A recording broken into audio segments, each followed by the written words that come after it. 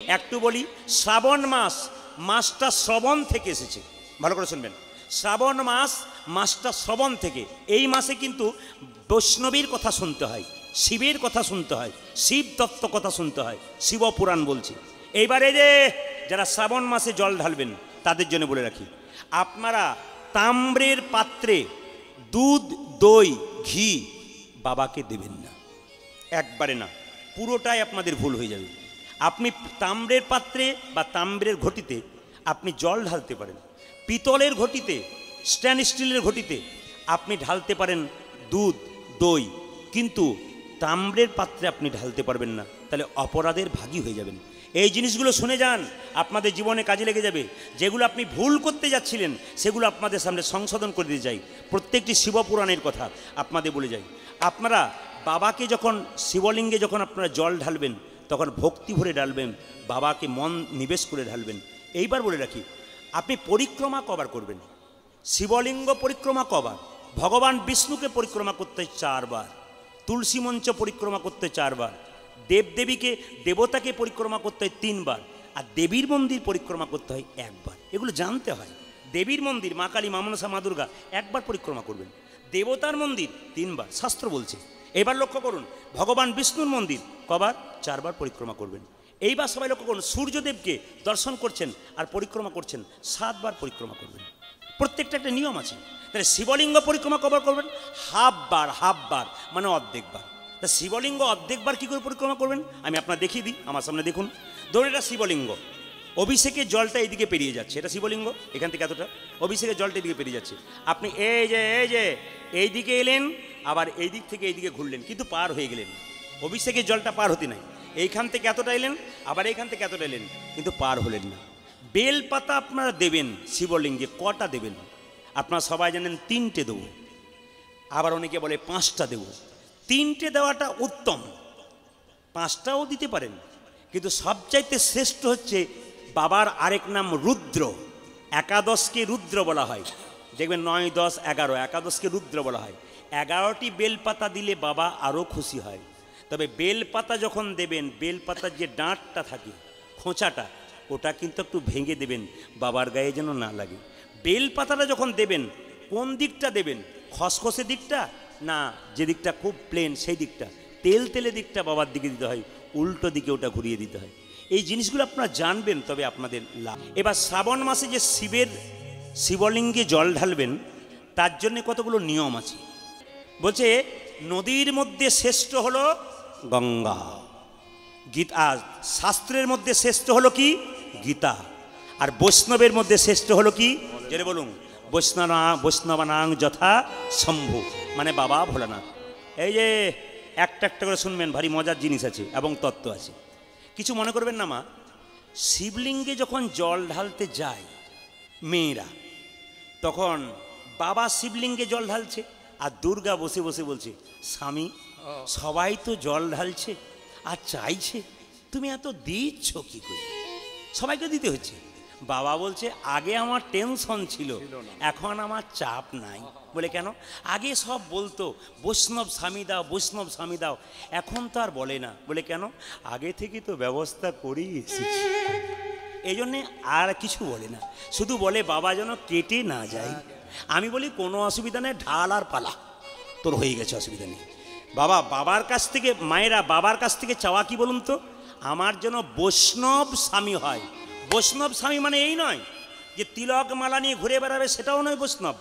বিষ্ণু জানতি ইতি বৈষ্ণব, যিনি ভগবান বিষ্ণুকে স্মরণ করেন, যিনি ভক্ত হন, তার স্বামী যদি আপনি সেরকম স্বামী পান, আপনি ভাগ্যবতী। আর যদি এইরকম পার্টি পান, তাহলে আপনি তো আরও ভাগ্যবতী। কিছু মনে করবেন না। এবছর শিবরাত্রিতে আমি বাড়িতেই ছিলাম, বিকালে সামনে গান ছিল, অপরাধ নেবেন না। একজন বৌদি আমাদের পাশের বাড়িতে খুব কাঁদছে। বললাম, দিদি তুমি কাঁদছো কেন? আর বলো না ভাই, তুমি কীর্তন করো, তোমাকেই বলি, অন্য কোথাও বলবো না। বলি কেন? সারা জীবন আইবুড়োতে জল ঢাললাম, এখনকার দেবতারা যে এত বেঈমান হয় আমি জানি না। বলে কেন, কি হয়েছে, তুমি কাঁদছো কেন? ওই যে সারা জীবন জল ঢাললাম, শেষে আমি জল ঢালা পার্টি পেলাম। তার মানে বুঝতে পারছেন তো? কিছু মনে করবেন না। মানে আমি বললাম, আপনি কি দিদি, আপনি কি বাবার কাছে অন্য কাউকে চেয়েছিলেন? না দাদার নাম ভম্বুল, না ভম্বুলটাকে চেয়েছিলেন। বলছি ওইটাই তো ভুল করেছি, ইনাকেই চেয়েছিলাম, ওই জন্য ভম্বুল তোমার জীবনটাকে টন্ডুল করে ছেড়ে দিয়েছে। নিবেদন করবে, কিছু মনে করবেন না মায়েরা, ভগবানের কাছে বৈষ্ণবের কাছে শিবের কাছে একটা চাওয়ার ব্যাপার আছে। যদি চাইবেন, বাবা বলছে যদি চাই, কেউ আমার কাছে চাই ঢালার পর ভালো জিনিস চাই, আমি তো দেবার জন্য তৈরি আছি।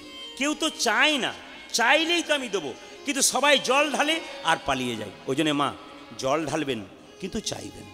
আপনার স্বামী যদি বৈষ্ণব না হয়েছে, জল ঢালার পর বলবেন আমার ছেলে যেন বৈষ্ণব হয়, আমার স্বামী যেন বৈষ্ণব হয়, আমার গোটা পরিবার যেন কৃষ্ণ ভক্ত হয়, আমার ছেলের যেন প্রসাদ ভোজি হয়। কেন দেখবেন কত মায়ের কত গর্ব। আমি একটু ছোট্ট করে বলি, এই কয়েকদিন আগে আমি নদিয়া জেলাতে গান করছিলাম, একটা 21 বছর বয়সের ছেলে আমার সামনে বসে আছে, নানা রকম প্রশ্ন করছে আমাকে। আমি দেখলাম বেশ ছেলে তো, নানা রকম প্রশ্ন করছে, কিছু মনে করবেন না। ওর মা তাড়াতাড়ি ছুটে এসেছে, মা বলছে আমি জানি এ কোথায় বসে থাকবে, এ উল্টো পাল্টা জায়গায় বসে থাকে না, যেখানে কৃষ্ণ আলোচনা হয়, ভগবানের আলোচনা হয়, সেই জায়গায় বসে থাকে। তো আমি জিজ্ঞেস করলাম আপনার ছেলে কি খায়? বলে ও তো নিরামিষ খায়, আমরা এখনো ছাড়তে পারি নাই, ও খায়, আমরা কান্নাকাটি করি, তোর খা, এখন থেকে কি হয়েছে? আমার ছেলের বৈরাগ্য জন্মেছে। বাবা সাধু হয়ে যাবে না তো? আমরা আপনার গর্বটা ভালো, আপনার ভাগ্য ভালো, এমনি কৃষ্ণ ভক্ত সন্তান পেয়েছেন। বলছে বলবে না বাবা, এক চান্সেই ব্যাংকে চাকরি পেয়ে গেছে, 21 বছর বয়সে এটা চাকরি করে, আমার কাছে প্রকাশ করলো না। আমি তুমি চাকরি করো বললো না যে? বলছে আমি তো কম্পিটিশনে নামতে চাইনি বাবা, ফর্ম ফিল আপ করে দিয়েছিল, কোনো রকমে হয়ে গেছে, আমি এখন চাইনি। তাহলে যদি কেউ ভগবানের ভক্ত হয়, না চাইতেই সে পায়। আর যদি ভক্ত না হবেন, হাজারবার চেয়ে যাবেন কিন্তু পাবেন না। ব্যাংকে টাকা জমা দেবেন তবে তো আপনি কি পাবেন? সুদ পাবেন। আর টাকা না জমা দিলে সুদ পাবেন না। ভগবানের ব্যাংকে ভক্তি সম্পদ জমা দেবেন তো কৃপা সম্পদ পাবেন। আপনি কীর্তন শুনছেন 3 ঘন্টা ধরে, বাড়িতে গিয়ে মনে মনে ভাববেন কি কি কথা বললো, যেগুলো আপনার মনে ধরবে সেগুলো জীবনে ব্যবহার করবেন, আপনার জীবন সুন্দর হয়ে যাবে। আপনি কীর্তন শুনলেন কিন্তু ঘরে গিয়ে সব ভুলে গেলেন, ব্যবহার করতে পারলেন না। 10টার মধ্যে 2টো জিনিস যদি ব্যবহার করতে পারেন, আপনার জীবন কিন্তু সেদিন থেকে ভালো শুরু হয়ে যাবে। আপনি শুধু করে দেখুন, আপনার লাভ আছে। মন্দিরে প্রণাম করতে গেলে মায়েরা লক্ষ্য করুন, যখনই মন্দিরে প্রণাম করবেন, ভগবানের মন্দিরে, দেবদেবীর মন্দিরে, ভগবানের মন্দিরে নিজেকে বাঁ দিকে রেখে, দেবদেবীর মন্দিরে নিজেকে ডান দিকে রেখে, আর সোজা প্রণাম করবেন সাধুগুরু বৈষ্ণব এবং বাবা মাকে। কিন্তু নিয়ম আছে, আপনি যখন প্রণাম করছেন লক্ষ্য করুন, যাকে প্রণাম করবেন আপনার ডান হাতটা যেন ডান পায়ে পড়ে, আপনার বাঁ হাতটা যেন বাঁ পায়ে পড়ে। কিন্তু যখন প্রণাম করছেন একটু লক্ষ্য করে দেখুন তো, আপনার ডান হাতটা ওনার বাঁ পায়ে পড়ছে, আপনার বাঁ হাতটা ওনার ডান পায়ে পড়ছে। এই জন্য প্রণাম করার নিয়ম, বাঁ হাতটা নিচে, ডান হাতটা ওপরে। এই দিয়ে দেখান, বাঁ হাতটা নিচে, ডান হাতটা ওপরে। কৃষ্ণ দাঁড়িয়ে আছে এরকম করে বাঁকা হয়ে, লোকে বলছে কৃষ্ণ তুমি বাঁকা, কৃষ্ণ বলছে আমি বাঁকা নয়, তোরা বোকা। প্রণামটা উল্টো করবি, তাই আগে থেকে আমি উল্টে দিয়ে বসে আছি। ভগবান খুব চালাক, কিন্তু এত সোজা নয়। এই জন্য মায়েদেরকে বলি, প্রণাম হচ্ছে 3 প্রকার। একটু দেখুন, উত্তম প্রণাম কাকে বলে? উপুর হয়ে প্রণাম করা, যেটাকে ভালো কথা বলা হয় দণ্ডবৎ প্রণাম। দণ্ড মানে লাঠি, লাঠির মতো লম্বা হয়ে পড়ে, উপুর হয়ে প্রণাম। এই প্রণামটা করা দরকার, মায়েদের নয়, এটা বাবাদের, পুরুষ মানুষের প্রণাম। কেন বলুন তো? সাষ্টাঙ্গ প্রণাম মানে 8টা অঙ্গ মাটির সঙ্গে ঠিকবে। এই 8টা অঙ্গ কী কী একটু গুনে নিন। 2টো চরণ, 2টো জানু, 1টি বক্ষ, 1টি ললাট, আর 2টো হাত, 8টা হচ্ছে। এখন দেখুন, পুরুষ মানুষের যখন দণ্ডবৎ প্রণাম করবে, মহাপ্রভুর আমলে ছিল, এখন অনেকে জানে না, করে দেয়, জামা পরেই করে দণ্ডবৎ প্রণাম, কিন্তু জামা পরে নয়, গেঞ্জি পরে নয়, বুকটাকে খালি রেখে। পুরুষ মানুষে কেন? যেমন পা দুটো ধুলোতে ঠিকছে, হাঁটুতে ধুলোতে ঠিকছে, হাত দুটো ধুলোতে ঠিকছে, কপাল ধুলোতে ঠিকছে, বুকটাও তো ধুলোতে ঠেকাতে হবে। তাহলে বুক যদি আপনার খোলা না থাকে, জামা পরে আপনি উপর হয়ে প্রণাম করেন, তাহলে আপনার প্রণাম হলো না। দণ্ডবৎ প্রণাম সবসময় বক্ষটাকে খুলে। মায়েদের ওটা সম্ভব নয় বলে মায়েদের পঞ্চাঙ্গে প্রণাম। তার মানে কি? আপনারা প্রণাম করবেন পঞ্চাঙ্গে, মানে হাঁটু গেড়ে। আপনার পা দুটো মাটিতে ঠিকবে, হাত দুটো মাটিতে ঠিকবে, আর কপালটা মাটিতে ঠিকবে। এই 5টা অঙ্গ মাটিতে ঠিকবে, তবে প্রণাম কিন্তু আপনার সার্থক হবে। আর 3 নম্বর প্রণাম হচ্ছে, দক্ষ রাজা প্রজাপতি যখন রাজসভায় প্রবেশ করেছিল, মানে শিবের শ্বশুর মশাই, সবাই বসেছিল, দক্ষরাজ প্রজাপতি যখন ঢুকলো, তখন সবাই উঠে দাঁড়ালো, প্রণাম করলো, একজন কিন্তু উঠে নাই। কে বলুন তো? বাবা শিব। শ্বশুর এলো, উঠলো না, কিন্তু রাগ হয়ে গেল দক্ষরাজের। আসল তত্ত্বটা হচ্ছে, বাবা তো হচ্ছে বৈষ্ণব, তিনি তখন ভগবানের ধ্যানে মগ্ন ছিলেন। শ্বশুরমশাই এসছে, ও দেখতে পায় নাই, কিন্তু শ্বশুরমশাইকে চোখ মুজে প্রণাম করেছিল। নিয়ম হচ্ছে আপনি পা ছুঁয়ে প্রণাম করতে পারবেন তা নয়। একজন মহাপুরুষ রাস্তা দিয়ে বেরিয়ে যাচ্ছে, সবাই উপর হয়ে প্রণাম করছে, আপনার দরকার নেই। আপনি 3 নম্বর প্রণামটা করতে পারেন, দূর থেকে ওইটাই তোলা হয়ে গেল। আপনি পা ছুঁয়ে যে প্রণাম করবেন তা নয়, আপনার দূর থেকে চোখটা মুজে প্রণাম করলেন, এটা হলো। আর 4 নম্বর প্রণাম হলো কেসি পালের ফোল্ডিং ছাতার ফোল্ডিং প্রণাম, মানে যেটাকে স্কিন টাচ প্রণাম বলে। কি প্রণাম তাকান আমার দিকে, এটা যে কোন ডিজাইনের প্রণাম, এটা দেখবেন অনেকে দেখেছি। আবার অনেকে প্রণাম করতে আসে আমাদেরকে হাঁটুতে প্রণাম করে, পায়ে প্রণাম করে, অনেকে মাথাতে প্রণাম করে পালিয়ে যায়। মানে কোথায় প্রণাম করতে এটাও পর্যন্ত জানে না। এই জন্য লক্ষ্য করুন, একটা সোনার কলসি যতই দামি হোক, তাকে কিন্তু একজনের কাছে মাথা নত করতে হয়। কার কাছে? গ্লাসের কাছে। আপনি যত টাকার মালিক হন না কেন, মৃত্যুর কাছে একদিন আপনাকে মাথা নিচু করতে হবে। এই জন্য ভগবানকে আজ ডাকবেন না, একদিন মৃত্যুরূপে ভগবান আপনার সামনে দাঁড়িয়ে যাবে। সেদিন আপনার হাজার কাজ থাকলেও সব কাজ ছেড়ে, সবাইকে ছেড়ে ইনার মতো চলে যেতে হবে। বাবা, সকালবেলায় উঠে না একজন একজনকে দেখলে রাধে রাধে বলতে হবে। কেন? কৃষ্ণ নিজের মুখে বলছে, যে আমায় রাধা নাম শোনাবি তাকে আমাকে কিনবার জন্য পয়সা লাগবে না, বিনা পয়সাই পেয়ে যাবি, শুধু রাধা নাম শোনাবি। এই জন্য বৃন্দাবনে গেলে দেখেন না, রিক্সা চালাচ্ছে, সেও রাধে রাধে বলছে। কেন বলছে বলুন তো? ওই যে রাধা রাধা বলতে হয়। আজকে কীর্তন শুনছেন, কাল সকালে কারোর সঙ্গে দেখা হবে, তাকে বলবেন রাধে রাধে। ফোন এদিকে এদিকে হ্যালো করছেন, রাধে রাধে বলবেন, আপনার কাজ আছে। একটা প্রমাণ দিয়ে দিই আপনাদের, একটা প্রমাণ দিয়ে দিই, যারা কীর্তন শুনছেন মন দিয়ে। এই যে একটা শুনবেন, বড় মজার জিনিস। আচ্ছা, ফোন ব্যবহার তো আপনারা করেন না, কি বলছেন? সবার কাছে আছে। আবার যেমন তেমন ফোন নয়, অ্যান্ড্রয়েড সেট নাকি, ফ্যাশন না, কি বলছেন? অনেকে বলে না এটা বেডরুম, এটা কিচেন রুম, আর মাঝে অ্যাটাচ বাথরুম, মানে অ্যাটাচ। কেমন ফ্যাশনের কথা বলে। এই দিকে তাকান, যে যেখানে বসে আছেন, ফোন করছেন আপনারা, করে নিন। একটা সুন্দর কথা বলি, সকালবেলায় মেসেজ এদিকে সকালবেলায় মেসেজ দেবেন কাউকে, রাধে রাধে, হরে কৃষ্ণ। ও যদি বলে কবে থেকে এমন হলি, বলে আজ থেকে চালু করলাম, তুইও চালু কর। ও যদি না করে, প্রত্যেক দিন ওকে রাধে রাধে বলে বলুন, দেখুন ও মেসেজটা রাধে রাধে দেবে। বারবার ধাক্কা দেবেন, ও দেবেই। 10 বার বলবেন, ও একবার পাগল হবেই। যদি আপনার বন্ধু হয়, আপনার বান্ধবী হয়, সকালবেলায় মেসেজটা রাধে রাধে করুন। তবে হ্যাঁ, একটা দামি কথা বলি, এইদিকে মেসেজ দেবেন কিন্তু ঠান্ডা মাথায় দেবেন, রাত জেগে দেবেন না, তাহলে এইদিকে গল্প নয়, রাত জেগে দেবেন না, তাহলে মেসেজ উল্টো জায়গায় পড়ে যাবে। একটা প্রমাণ দিয়ে দিই আমি, হোয়াটসঅ্যাপ মেসেজের একটা ছোট্ট প্রমাণ দিয়ে দিই। হোয়াটসঅ্যাপ মেসেজের ভালো করে শুনবেন। এখন কলকাতার এয়ারপোর্টে, দমদম এয়ারপোর্টে স্বামী স্ত্রীতে দাঁড়িয়ে আছে। স্ত্রী চাকরি পেয়েছে বোম্বেতে, স্বামী বলছে তোমাকে প্লেনে চাপিয়ে দেবো, তুমি ওখানে গিয়ে চাকরিতে জয়েন করবে, কেমন বাড়ি পেলে। মুখে বলার দরকার নাই, ক্লান্ত হয়ে থাকবে, মেসেজ করে দেবে তুমি কেমন বাড়ি পেলে, কীভাবে জয়েন করবে। ঠিক আছে স্বামী, কোনো চিন্তা নেই, হ্যাঁ তুমি চলে যাও, যাও বাড়ি চলে যাও। প্লেনে চাপিয়েছে, স্বামী বাড়ি গেছে। এবার চাকরিতে জয়েন করার পর এত সুন্দর বাড়ি পেয়েছে মায়েরা, বাড়িটা গোছাতেই সকাল 7টা হয়ে গেছে। ওরা স্বামীকে মেসেজ করতে মনে নাই, শেষে সকাল 7টায় মেসেজ করেছে। ঘুমের ঘোরে চোখ লাল হয়ে আছে, মেসেজটা স্বামীর কাছে না গিয়ে অন্য লোকের কাছে চলে গেছে। আর যার কাছে গেছে তার অবস্থাটা শুনে রাখুন। শেষ মেসেজটা খুলেই বলছে জল ঢাল জল ঢাল জল ঢাল। বলে কেন? মরে যাব, তোর বৌদি ডাকছে, মরে যাব। তাহলে প্রশ্ন করবেন যে মেসেজ, খুব অদ্ভুত ব্যাপার, কিন্তু মজার কথা, কিন্তু এর মধ্যে শিক্ষা আছে। আমি যতগুলো কথা বলবো বাস্তবের সঙ্গে বলবো, কিন্তু শিক্ষা আছে। ভদ্রলোক বলছে মরে যাব, জল ঢাল। বলছে কি দেখলে তুমি মোবাইলে মরে যাবে? না, জল ঢাল, তারপর বলবো।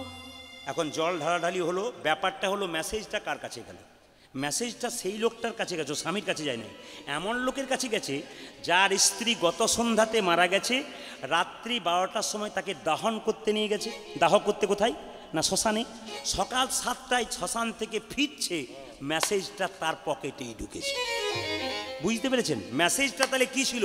যার জন্য বলছে জল ঢাল, মরে যাব। মেসেজটা ছিল মাই ডিয়ার হাজব্যান্ড, মানে আমার প্রিয় স্বামী, আমি সময় মতো এখানে পৌঁছে গেছি, মানে শ্মশানে পৌঁছে গেছি।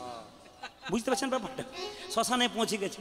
এবার কি বলছে দেখুন, আমি এখানে এসে দারুণ বাড়ি পেয়েছি, গোছাতে সময় শেষ, আমি সিদ্ধান্ত নিয়েছি 2-4 দিন পরে তোমাকেও নিয়ে আসবো। বলুন আর ঠিক থাকতে পারে? এই জন্য মেসেজ করবেন, দামি জায়গায় করবেন, রাধে রাধে বলে মেসেজ করবেন, আপনার কাজ আছে। আরে বাবা, রাধে রাধে বলে মেসেজ করলে যদি আপনি যাকে করছেন অন্য কারো কাছে গেলে তারও তো লাভ হবে। দুধের মতো, হরিনাম দুধের মতো। কেন? যে বিক্রি করে তারও লাভ, যে কিনে খায় তারও লাভ। হরিনাম কিরকম দুধের মতো, আপনারা শুনছেন আপনাদের লাভ, আমরা করছি আমাদের লাভ, আর যারা করাচ্ছেন তাদেরও লাভ। এই জন্য হরিনাম হচ্ছে দুধের মতো। এই মেসেজ আপনারা যাকে তাকে দিতে পারেন, আপনি ভুল করে কাউকে দিতে পারেন, অন্য লোকের কাছে গেলে সেও একবার রাধে রাধে পড়লে তার কৃপাও হয়ে যাবে বাবা। পূর্ণ কলসির জল দেখলে যাত্রা ভালো হয়। এদিকে তাকান, বলছে শুকনো নদী শুকনো না, শুকনো ডালে ডাকে কা। শুকনো নদী ঘর থেকে বেরোনোর সময় দেখলে যাত্রা খারাপ হয়। শুকনো না, শুকনো নৌকা, জল নাই, দেখলে যাত্রা খারাপ হয়। শুকনো ডালে ডাকে কা, যদি কাক যদি ডাকে শুকনো ডালে, যাত্রা খুব খারাপ হয়। পথে যদি এরকম মুকুন্দ চাপা, এক পা না বাড়াও বাপা। যে লোকে দাঁড়িয়ে হয় না, মুচো হয় না, সেরকম লোক দেখলে যাত্রা ভালো হয় না। এখানে কেউ থাকলে বলবে বেটা সব ভালো বললো, আমাকে গন্ডগোল করে দিল। না না, এটা আমার কথা নয়, মহাপুরুষের কথা। ঘর হতে বাহিরিয়াতে ও চালো ঠেকিল মাথে, হাঁচি জেঠি না মানিলাম বাধা। ঘর থেকে বেরোনোর সময় কেউ যদি হেঁচে দেয় একটু বসতে হয়, যদি টিকটিকিতে শব্দ করে একটু বসতে হয়, ঘরের চালটা মাথায় ঠেকলে বসতে হয়। এখন চাল ঠেকার আর চান্স নাই, সব তো দালান ঘর হয়ে গেছে। যদি ঠেকে যায় তাহলে বসতে হয়। তবে একটা কথা মায়েরা, ঘর থেকে বেরোনোর সময় ভগবান শ্রীকৃষ্ণের শাস্ত্রে বলা হলো যে ঘর থেকে বেরোনোর সময় দুটো জিনিস দেখলে যাত্রা ভালো হয়। কি বলুন তো? ডান দিকে গাভী আর ডান দিকে ব্রাহ্মণ। বিন্দে কিন্তু দেখতে পেয়েছিল বলে কৃষ্ণকে আনতে গিয়েছিল। সবাই লক্ষ্য করুন। আর একটা জিনিস, যদি কেউ ঘর থেকে বেরোচ্ছেন, কোনো মেয়ে যদি মাথায় কাপড় নিয়ে দাঁড়িয়ে থাকে এরকম করে, তার মুখ দেখে যাত্রা করলে যাত্রা ভালো হয়। এরকম মেয়ে দেখতে গেলে এখন 100 টাকা দিয়ে দাঁড় করাতে হবে। আপনাদের বহরমপুরে সবাই মাথায় কাপড় নেয়, গরম বলেই নিচ্ছেন না, আমি বুঝতে পারছি আর কি। এখানে সবাই নেয়, যারা নেয় তারা তো খুব হাসছে, বলছে আমরা তো খুব নিই। তো জেনে নিন মায়েরা, মাথার কাপড়ের কথা যখন বললাম তোকে একটু বলে রাখে, আমার কথা নয় কিন্তু, কেউ রাগ করবেন না। মাথার কাপড়টার নাম হচ্ছে লজ্জা। যে মেয়ের এই কাপড়টা থাকে তার লজ্জা এবং সভ্যতা থাকে। যে মেয়ের কাপড় থাকে না, লজ্জাও থাকে না, সভ্যতাও থাকে না। কিছু মনে করবেন না মায়েরা, সব কিছুতে আড়ম্বরতা আছে, ভক্তি নাই। বিয়ে হচ্ছে, আড়ম্বরতা হচ্ছে, ভক্তি নাই। পুজো হচ্ছে, বিরাট প্যান্ডেল হচ্ছে, ঠাকুর এইটুকু হচ্ছে, পুজো খানিকক্ষণ, খালি প্যান্ডেল দেখতে যাচ্ছে। এই কলিযুগে এরকমই ঘটবে, কি আড়ম্বরতা থাকবে কিন্তু ভক্তি থাকবে না। আমার দিকে তাকান, এইদিকে এইদিকে মজা আছে। কি বলুন তো? আচ্ছা মায়েরা কিছু মনে করবেন না, যাদের বিয়ে হয়েছে তারা সবাই জানেন শুভ দৃষ্টি হয়েছিল। জোরে বলুন, যার যা শুভ দৃষ্টি হয়েছিল তার আর ঝগড়া নাই।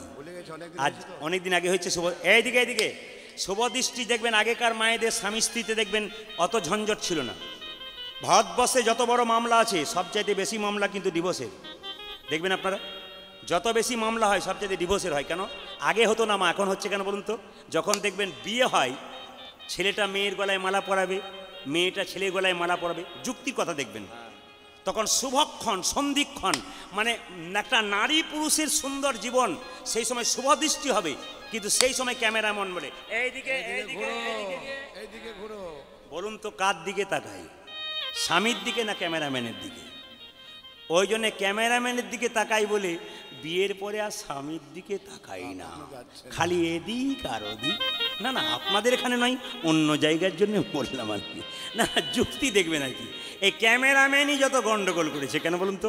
ও তো খালি বলছে এইদিকে এইদিকে ফটোটা খিঁচে নি, ও তখন স্বামীর দিকে শুভদৃষ্টি করবে কি? শুভদৃষ্টি তো এইদিকে হয়ে গেল। এই যে নিবেদন আপনাদের সামনে রইল বাবা, আমাদের আড়ম্বরতা কলিযুগে বেশি থাকবে কিন্তু ভক্তি কম থাকবে। সবাই লক্ষ্য করুন, ভগবান এবং দেবদেবীর মধ্যে তফাৎটা কি? আমরা ঈশ্বর পরমকৃষ্ণ সচ্চিদানন্দ বিগ্রহ অনাদির আদি গোবিন্দ সর্ব কারণের কারণম। ভগবান আর দেবতাদের মধ্যে তফাৎটা কি একটা আপনাদের বুঝিয়ে দিই। ভগবান হচ্ছে বাবার মতো আর দেবদেবী হচ্ছে পাড়া প্রতিবেশীর মতো। কীরকম? আপনার বাচ্চাটা আইসক্রিম খাবে, দরজাতে একজন আইসক্রিম বিক্রি করছে, বাচ্চা কি করেছে 50 টাকার নোট নিয়ে গেছে, আমাকে 5টা আইসক্রিম দাও তো। অনেক ভিড়, অনেকে জড়ো হয়ে কিনছে, কিন্তু একজন পাড়ার বলো ভাই বাচ্চাটাকে দিয়ে দাও 5টা আইসক্রিম। পাড়ার দাদা কিন্তু বুঝতে পারলো না 5টা আইসক্রিম খেলে ওর ক্ষতি হবে না ভালো হবে, ও কিনে দিল, চাইলো দিয়ে দিল। কিন্তু সেখানে বাবা যদি দাঁড়িয়ে থাকে 5টা দেবে না, একটাই দেবে দামি, যাতে বাচ্চার কোনো ক্ষতি না হয়। এই জন্য দেব দেবীর কাছে আপনি চাইবেন 10টা, আপনি পেয়ে যাবেন 10টাকে 10টা কিংবা 9টা, কিন্তু ভগবানের কাছে পাইবেন 10টা, পাবেন একটা, আর যেটাই পাবেন সেটি নিতাই গৌর হরি বল মঙ্গলের জন্য হবে। ওই জন্যে দেবতা এবং ভগবানের মধ্যে তফাৎ এইটাই। এই জন্যে একের পেছনে শূন্য দিলে হয় 10, তার পেছনে শূন্য দিলে হয় 100, তার পেছনে শূন্য দিলে হয় 1000, তার পেছনে শূন্য দিলে হয় কত? 10,000, তার পেছনে শূন্য দিলে হয় 1 লক্ষ। লক্ষ্য আমাদের কি? এক, গোবিন্দের চরণে। আমরা হলাম শূন্য, গোবিন্দ হলো এক। যেমন শূন্য দিলাম কিন্তু 1 দিলাম না, শূন্যগুলোর কোনো দাম থাকবে না। এই দেহটা হচ্ছে শূন্য, আর আমরা হলাম আমাদের দেহটা হলো শূন্য, গোবিন্দ হলো এক। এই দেহ শূন্যের আগে যদি গোবিন্দ নামক এক না থাকে, তবে আপনার দেহের কোনো দাম থাকবে না। খুব ভালো করে সবাই জেনে নিন, যে যেখানে আছেন মন খুলে শুনে নেবেন, এ দেহের কোনো দাম থাকবে না যদি কৃষ্ণ ভজন না করেন। সবচাইতে লজ্জার ব্যাপার কি জানেন? খুব উঁচু দরের মানুষ যারা দেখবেন গুণী, তারা কৃষ্ণ ভক্ত হয়, আর দেখবেন খুব সাধারণ মানুষ তারা কৃষ্ণ ভক্ত হয়। আর মাঝখানে যারা দু নৌকায় পা, কোন দিকে যাব কোন দিকে না, পাশ্চাত্য শিক্ষা গ্রহণ করব না সনাতন ধর্ম গ্রহণ করব, এই দুদ্বিধায় যারা আছে তারা কৃষ্ণ ভক্ত হতে পারছে না। আইজাক নিউটন এত বড় বিজ্ঞানী, তিনি ভগবানকে বিশ্বাস করেছিলেন। আবার দেখুন সাধারণ মানুষ যারা, তারা ভগবানকে ভজনা করে, আর একটু MA BA পাস করে হালকা একটু চাকরি টাকরি পেয়েছে, ও দেখবেন কৃষ্ণের ধার ধারবে না। কেন?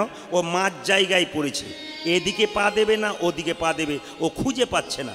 সেরকম পার্টি দেখবেন আমাদের এলাকায় প্রচুর পাবেন, এগুলোর দিকে কোনো ব্যাপার নাই। যারা ইচিং পিচিং করে হরি কথায় কৃষ্ণ কথায়, বুঝে নেবেন দু নৌকায় পা, কোন দিকে যাব কোন দিকে না। ডিজাইন দেখাতে গিয়ে নিতাই গৌর হরি বল, এ ডিজাইন বেশি দিন থাকবে না। নতুন গাড়ি কিনেছেন, ড্রাইভার যদি নেমে যায়, গাড়ির কোনো দাম নাই। দেহটাকে যতই সাজান, এখান থেকে যদি আত্মা নামক ড্রাইভার বেরিয়ে যায়, ওর কোনো দাম নাই। নিতাই গৌর হরি বল বলে শ্মশানের চিতা। আজকের দিনটা আপনার লাভ হবে, কিন্তু কেন বলুন তো? ব্যাংকে আপনি কাজে জয়েন দিয়েছেন, আপনি কি ঢুকেই বেতন পাবেন? 1 মাস পর পাবেন।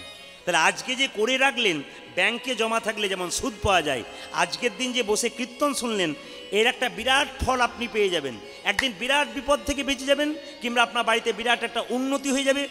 তখন ভাববেন কেন হলো? আমার জন্যে নয়, আজকের দিনটাতে হরিনামের আসর এসছেন বলে হরির কৃপা আপনার দেওয়া আছে, সেটা পরবর্তী ক্ষেত্রে ফলে যেতে পারে। এজন্যে বাবা, এজন্য হরিনাম শুনতে হয় কেন? কিছু পাবার জন্যে, ভগবানের আশীর্বাদ কৃপা এমনি এমনি হয় না। আমি অ্যাপেলো চেন্নাই ডাক্তার দেখাতে গেছিলাম, তো বিরাট বড় ডাক্তার, লন্ডন ভারত, তার টেবিলে দেখছি কৃষ্ণ গোপাল একটা ছোট্ট নাড়ু দিয়ে দিয়েছে, কয়েকটা তুলসী পত্র দিয়েছে। এ তো অন্য ডাক্তার, এ তো হচ্ছে খ্রিস্টান ডাক্তার। বলে আপনি তো যীশু খ্রিস্টকে ভালোবাসেন। বলে ইনার ওপরে কে আছে? ইনি তো ভগবান, ইনি করাচ্ছেন। তাই আমি এত বড় লন্ডন ভারত ডাক্তার, যিনি অ্যাপেলো চেন্নাইতে 100 জন ইউরোলজির মধ্যে হেড অফ দ্য ডিপার্টমেন্ট, তিনি ভগবানকে নিয়ে বসে আছেন। আর আমরা একটু MA BA পাস করে আমাদের ফোটানি দেখলে মাথা খারাপ হয়ে যায়। ওই সমস্ত লোকগুলোর দিকে তাকালে বুঝতে পারবেন ওরা কত পণ্ডিত মানুষ, কিন্তু ভগবান ছাড়ে নাই। আর আমাদের লজ্জার ব্যাপার, একটু যদি চাকরি পেয়ে যায়, MA BA পাস করে যায়, তার তো আর পা মাটিতে পড়বে না। কেন? যারা কীর্তন শোনে তারা খুব বোকা, আমি বুদ্ধিমান, কারণ আমি পড়াশুনো করেছি। ওদের দেখে শিখতে হবে ওরা কি করছে, আমরা কি করছি। কৃষ্ণ ভক্ত হতে গেলে পূর্বজন্মে সুকৃতির দরকার আছে, এমনি হয় না। তবে এই জন্মে কেউ যদি ভালো কর্ম করেন, ওই জন্মে ভালো ফল হবে।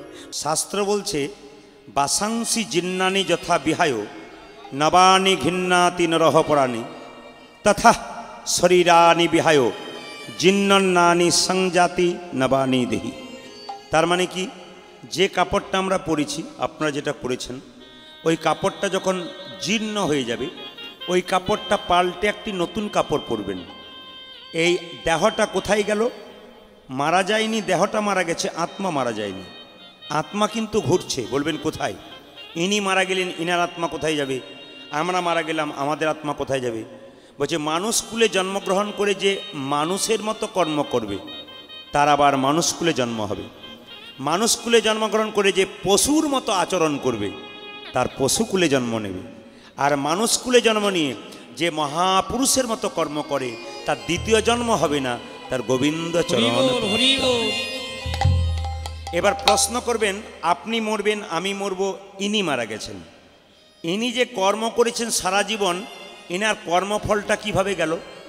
বলছে পুষ্পের গন্ধ যেমন বাতাসে ছড়ায়, আত্মার কর্মফল আত্মা সঙ্গে করে নিয়ে চলে যায়। ইনি যত কাজ করেছেন তার মধ্যে ভুল কটা করেছেন, ঠিক কটা করেছেন, হিসাব কিন্তু ওখানে হবে। এই জন্য আপনাদের কাছে নিবেদন রইল, 100 ভাইয়ের পক্ষে কৃষ্ণ ছিল না, 5 পাণ্ডবের পক্ষে কৃষ্ণ ছিল।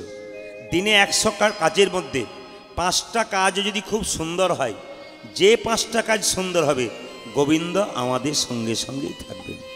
তাই জীবনে কে কখন চলে যাবে কেউ যাবে না বাবা, জানে না। যাবার আগে কিছু ভালো কাজ করুন। কীর্তন শুনতে এসছেন, বাড়ি যাবেন গ্যারেন্টি নাই। রাত্রিবেলায় শোবেন, সকালবেলায় চোখ খুলবেন তার গ্যারেন্টি নাই। চোখ যদি খোলেন সকাল হবে, চোখ না খুললে আপনার জীবনে পরকাল হবে। ট্রেন আসবার সময় সিগন্যাল দেয়, আমরা জানতে পারি ট্রেন আসে। মৃত্যু আসবার সময় কোনো সিগন্যাল দেয় না, যে কোনো মানুষের জীবনে যে কোনো মুহূর্তে আসতে। এইটাই সবচাইতে আশ্চর্যের ব্যাপার, কার জীবন থেকে কখন মাইনাস বিয়োগ হবে এটা কেউ জানে না। এইটাই আশ্চর্যের ব্যাপার। তাই আসা আর যাওয়ার ফাঁকে এমন কিছু ভালো কাজ করে যান যেন ওইখানে গিয়ে জবাবটা সঠিক দেওয়া যায়। তবে আপনাদের বলে যাই, মানুষকুলে জন্ম নিলে ভালো কাজ করুন। এই যে আপনি মারা যাবেন, স্বর্গে যাবেন না নরকে যাবেন, ভাগবত কি বলল? বলছে আমাদের শরীরে 9টা ছিদ্র আছে, 2টো চোখ, 2টো কান, 1টা মুখ, 2টো নাক, 7টা। এবার নিচের দিকে 2টো পায়ু এবং উপস্থ। বলছে ওপর দিক দিয়ে যদি প্রাণ যায় এই 5টা ছিদ্র দিয়ে, 7টা ছিদ্র দিয়ে, তাহলে উনি স্বর্গে গেলেন। আর নিচের 2টো ছিদ্র দিয়ে যদি প্রাণ যায় উনি নরকে গেলেন।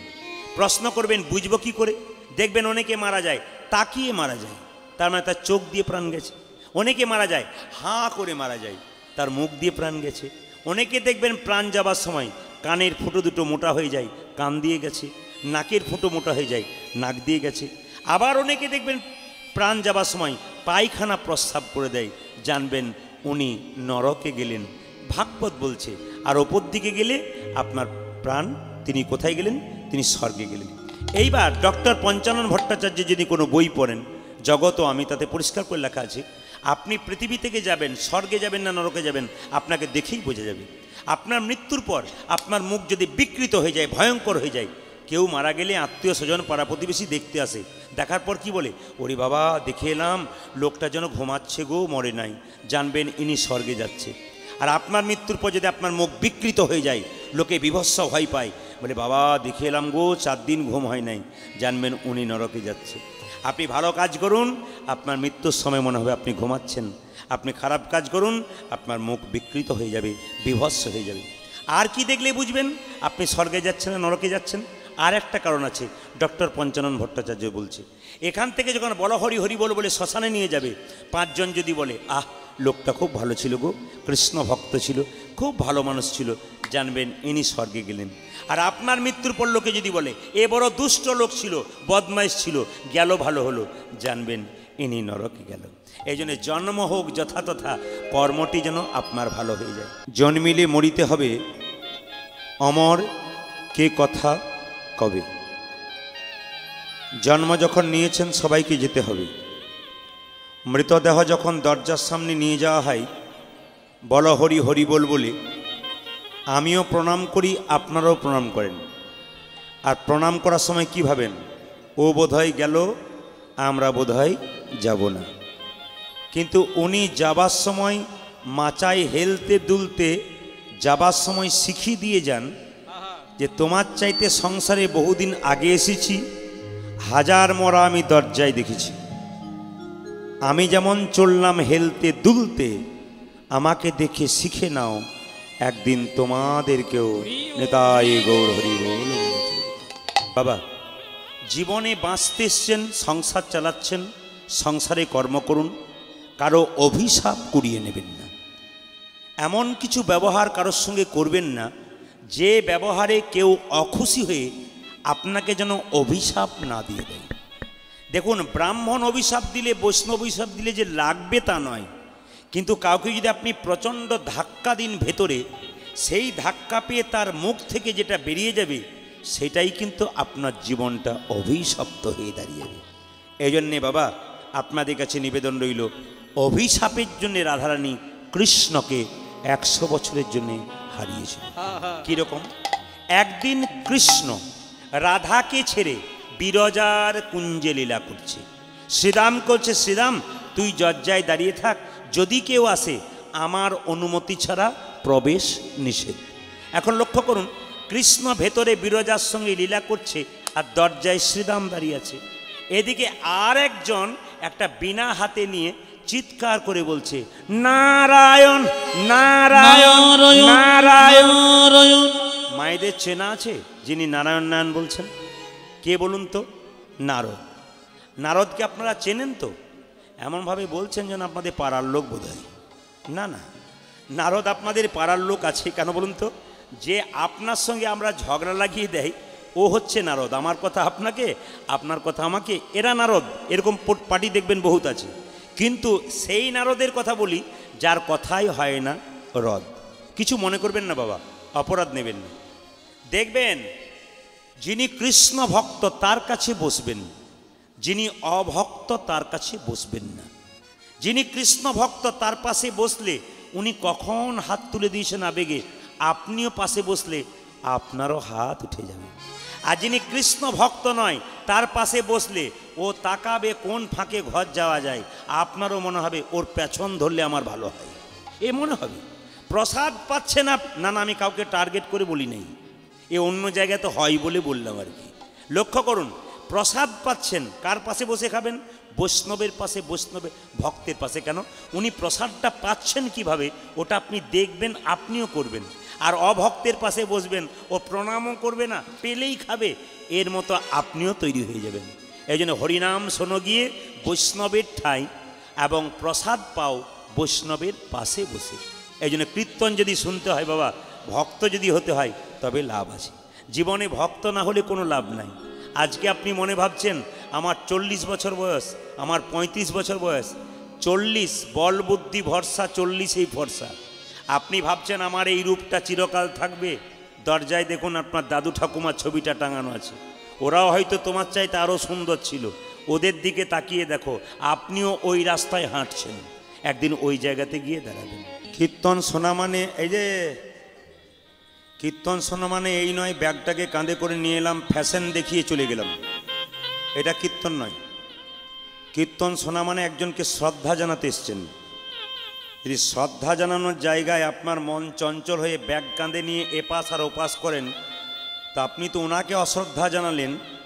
পরবর্তীতে আপনি যেদিন সংসার মানে এই মনোভাব যদি থাকে উনি গেলেন আমরা যাব না, এই ভাবনা চিন্তা করলে আপনার শ্রদ্ধা কোনোদিন জন্মাবে না।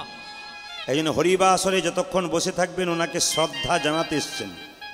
এখানে চঞ্চলতা নয়, অস্থিরতা নয়, ভক্তির জায়গায় থাকতে হবে। আপনি যা নিয়ে এসছেন শেষে আপনি একটা কিচ্ছু নিয়ে যাবেন না। আপনার স্বামীর যদি 10টা কাপড়ের দোকান থাকে, চিতাতে যখন শুইয়ে দেবে একটা কাপড়ও যাবে না।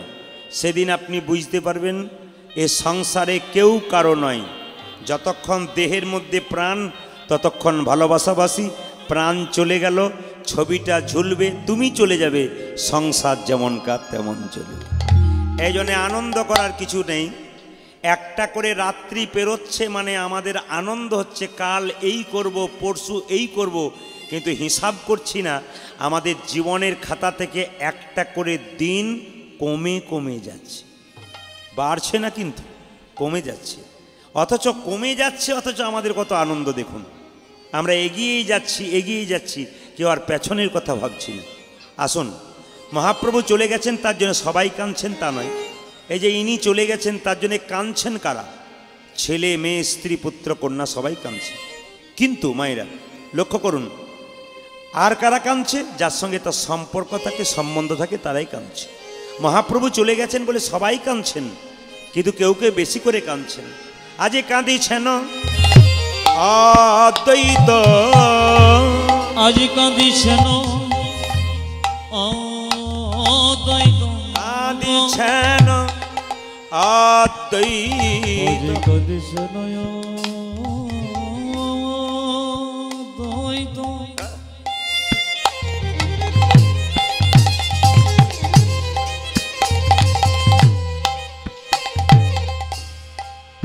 কাঁদিছেন অদ্বৈত,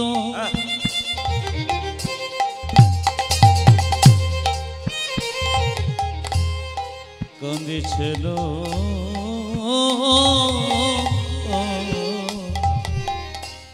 কাঁদিছেন অদ্বৈত কাঁদিছেন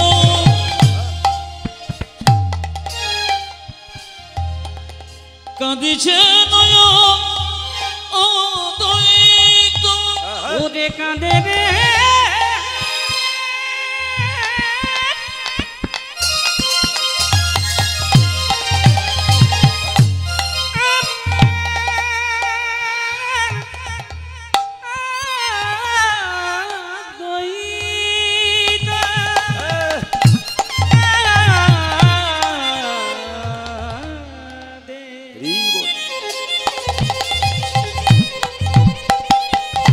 প্রভু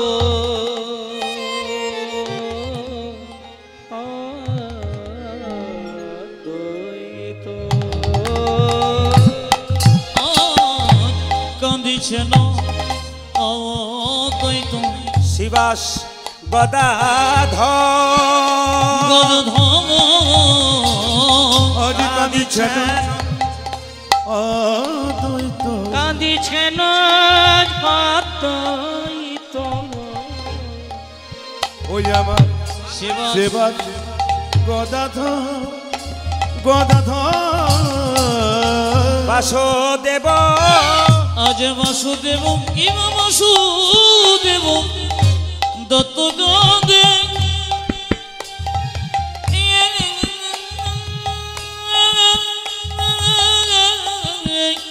আমার মুরারি বকেশ বাসুদেব বাসুদেব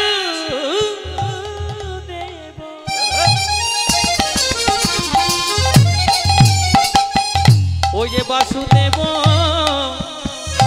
তত্ত্ব কাঁদে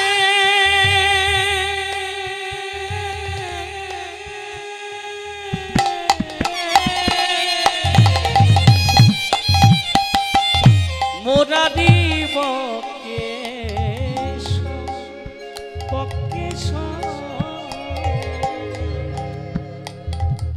অদ্বৈত কাঁদিছে আমার অদ্বৈত কাঁদিছে অদ্বৈত দেখো কাঁদিছে দেখো অদ্বৈত কাঁদি ও যে প্রভু তুমি কোথায় গেলি অদ্বৈত কাঁদিছে আমার প্রভু তুমি কোথায় গেলে অদ্বৈত ও যে কাঁদিছে প্রভু তুমি কোথায় গেলি অদ্বৈত কাঁদিছে বলে প্রভু তুমি কোথায় ও যে হাগৌর প্রাণ গৌরী বলে বলে প্রভু তুমি আরে হাগৌর মা গৌর আরে প্রভু তুমি কোথায় গেলে হাগৌর প্রাণ গৌর ওই বলে প্রভু তুমি কোথায় গেলে আগর গৌর আরে প্রভু তুমি কোথায় গেলে আগর গৌর অদ্বৈত কাঁদিছে আমার বাসুদেব আমার বাসুদেব দত্ত কাঁদে